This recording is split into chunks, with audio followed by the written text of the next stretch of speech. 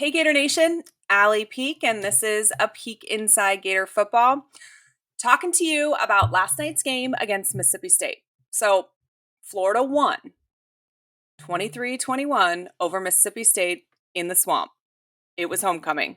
It was still packed because, our fan base shows up and shows out every single game, regardless of what's going on in the peripheral.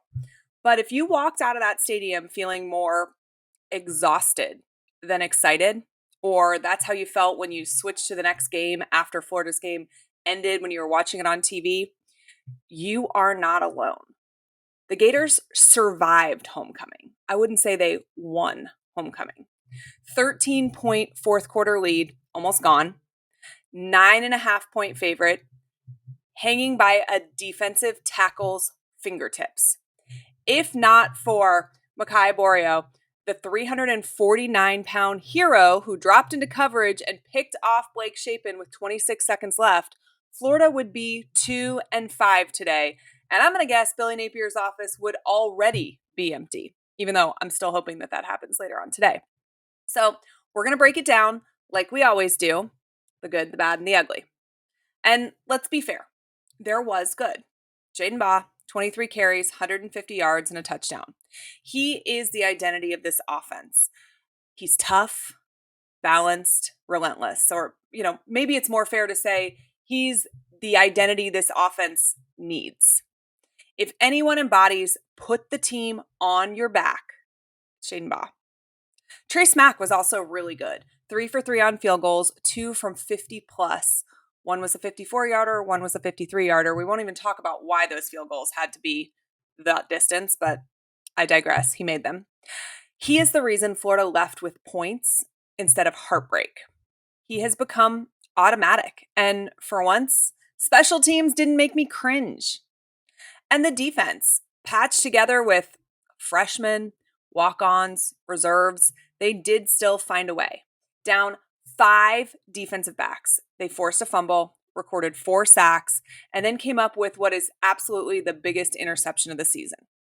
And that's heart, and that's pride, and that's playing for the logo on the front of the jersey. And I think all of that is worth celebrating. Give defensive coordinator Ron Roberts credit. His group bailed this team out in every single FBS win this entire season. Now we're going to talk about the bad. The bad starts with this offense again. DJ Lagway was 20 of 34, 280 yards, no touchdowns, and 2 interceptions. For a 5-star guy with all the talent in the world, the inconsistency is maddening. The timing is off, the reads are slow, and the run threat has basically vanished. You do see flashes, that dart to Vernell Brown, a tight window throw to TJ Abrams, but then, boom, an interception that kills a drive. He has all the talent in the world. He needs the quarterback coaching to help him take that next step forward. And we need him to be healthy too. And that's not something, unfortunately, that we can rush. Penalties and mistakes also find themselves on this bad list. Another touchdown, a 60-yard run by Jaden Baugh, wiped out by a holding. That is the 4th time this season that a long touchdown has been erased by a penalty. Then a delay of game and an illegal hands to the face turned a chip shot field goal into a 54-yarder. Smack saved them, but come on. Add in it, my favorite, 12 men on the field for a 2-point try. That is not bad luck. That is not just, sometimes these things happen.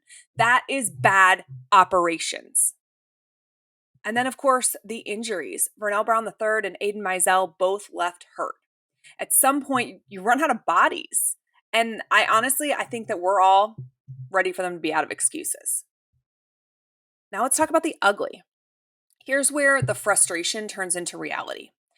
The game management is indefensible. 4th quarter, up 23-21, 3rd and 1, and Jaden Baugh has been bulldozing defenders all night. So what's the call? A rollout pass for a quarterback who's been off rhythm.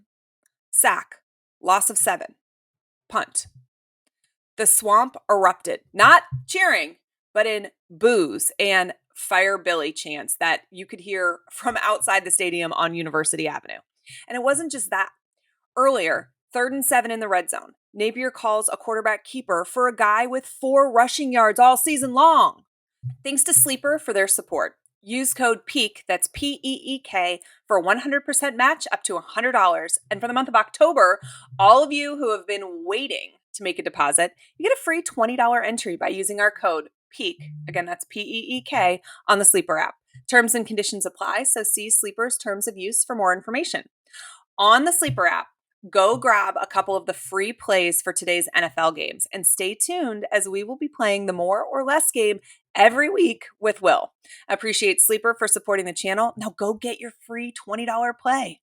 This isn't aggressive. It's confused. It's a coach out of answers, hoping that something sticks. Post-game, Napier said, "I'm built for it. I'm made for it." He got choked up talking about the love of the game, and I believe that part. I do believe that Billy Napier loves this game. I believe he loves this team. I may even believe he loves this university. But love doesn't equal results. He's now 22 of 23 overall, 12 and 16 in the SEC, the worst record for a Florida coach since the 1940s. That's not rebuilding. And, I know we talk about the cupboard was bare when he came in and he had to get all his new guys in and whatever else. And I'm going to push back a little bit about that. The year before Dan Mullen was fired, he could have made the playoffs. Okay. I'm not saying there weren't things to fix. There weren't pieces to acquire, but I think we need to stop acting like it was a from the ground up rebuild. It wasn't. And what we're doing isn't rebuilding. It's regression. When 90,000 people are booing you after a win, the message is crystal clear. This fan base is exhausted. We are grateful for the fight. I love that this team and these coaches and these players don't give up. I am proud of these players, but I am tired of the roller coaster. And look, no one here hates Billy Napier, the person. He recruits hard. He genuinely cares about his players. But the product, the endless miscommunication, the delay of game penalties, the head-scratching play calls have worn us all down. You can't sell process forever when the process keeps breaking. This isn't just one ugly game. It's every game. Mississippi State came in on a 14-game SEC losing streak, and they almost won. Almost. If not for Boreal's miracle interception, Napier probably gets fired before he leaves the field. And honestly, that still might happen today. Florida has a bye week, then they take on Georgia and Jacksonville.